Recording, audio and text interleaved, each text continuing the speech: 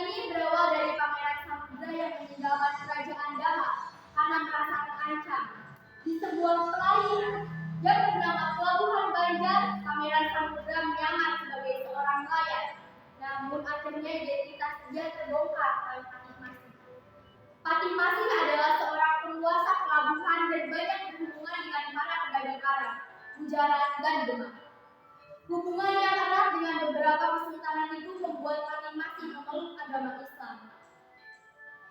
Tidak lama kemudian Pangeran Samudra pun dilantik menjadi pemimpin di wilayah Pelabuhan Banjar. Patih Masih sangat mengerti bahwa Pangeran Samudra lah yang seharusnya mewarisi tahta Daha. Sebagai wasiat mendiang Pangeran Sukaramai, Pangeran Samudra ternyata sangat cakap dalam kepemimpinannya. Pelabuhan Banjar pun berkembang semakin besar sebagai pusat perdagangan internasional di Kalimantan bagian selatan. Pasukan Pangeran Samudra melawan pasukan Daha berlangsung sengit. Hingga beberapa bulan belum bisa dipastikan siapa pemenangnya. Ia melihat situasi pertempuran yang berjalan alot. Patih Masih menyarankan kepada Pangeran Samudra untuk meminta bantuan kepada Kesultanan Demak. Patih Masih memiliki hubungan yang baik dengan Kesultanan Demak. Pangeran Samudra pun meminta bantuan Sultan Trenggono, penguasa Demak. Ketika itu ia menyanggupi bantuan militer dengan syarat Pangeran Samudra dan seluruh rakyat yang masuk Islam setelah berhasil memenangkan perang pangeran. Pangeran Samudra menerima syarat itu. Bala bantuan dari Demak pun berangkat ke Banjar. Tercatat ada 1.000 prajurit dan seorang tabib, sehingga berhasil memenangkan perang. Pangeran Samudra beserta kerabat dan seluruh rakyat Banjar pun masuk Islam. Kerajaan Daha diubah namanya menjadi Kesultanan Banjar. Pelabuhan Banjar menjadi pusat perdagangan di Pulau Kalimantan.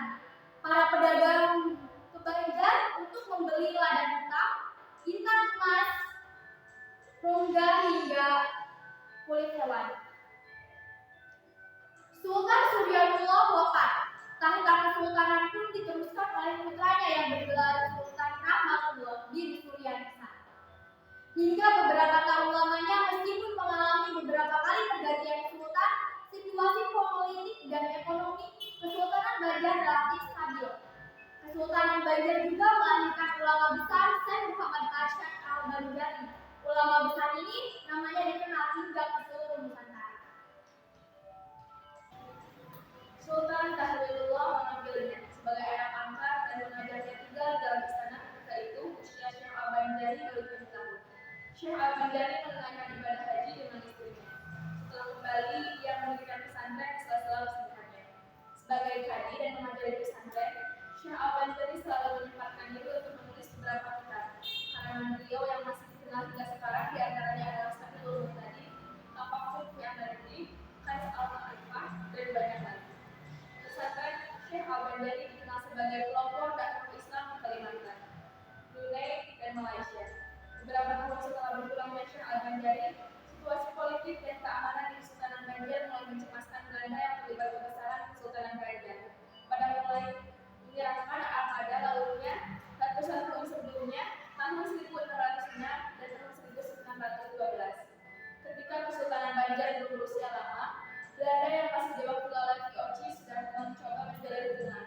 Namun diplomasi gagal itu gagal. Setelah itu, VOC yang berpusat di Maluku dan Batavia tidak pernah lagi melakukan kapalnya di Banjar. Tahun 1817, pada masa kekuasaan Sultan Sulaiman Belanda, merapatkan kapalnya ke Pelabuhan Banjar. Di zaman VOC, kedatangan Belanda ketika itu membawa misi diplom.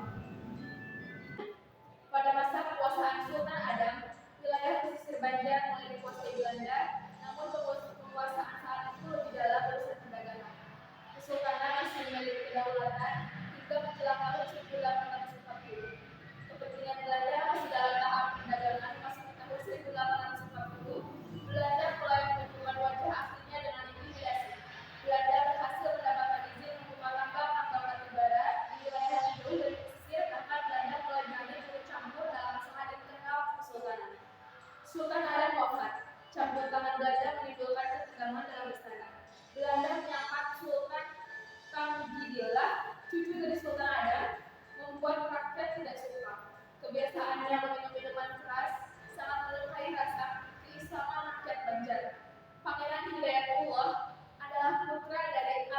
pertolongan dengan istri kedua yang lahir pada tahun 1822. Situasi ini membuat peninggalan politik di istana semakin meningkat. Tahun 1869, dengan tensi politik yang sangat memanas, seseorang pangeran yang masih keluarga istana melancarkan serangan terhadap pos-pos militer Belanda. Pangeran Antasari mengambil inisiatif tindakan militer untuk mengatasi polemik. Perjuangan melawan Belanda, Pangeran Antasari ditemani oleh putranya Mahmud Semar. Bukan hanya pos-pos militer, pasukan Pangeran Antasari juga menyerang tambang-tambang batu bara yang dikuasai oleh Belanda. Tanpa memberi ampun, semua orang Belanda yang ditemui dibunuh. Pangeran Antasari lahir pada tahun 1809. Ayahnya adalah Pangeran Antasari dan ibunya Gusti. Pangeran Antasari memiliki nama kecil, Gusti hidup Permati. Meskipun masih kerabat, Kesultanan keluarga Pangeran Antasari memiliki hidup jauh dari tanah istana.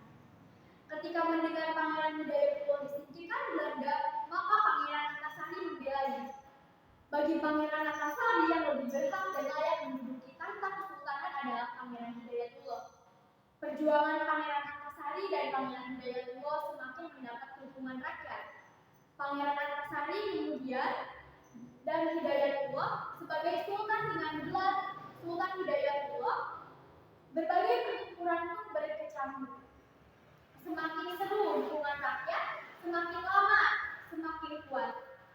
Korban di pihak Belanda pun semakin membesar melihat situasi yang genting ini.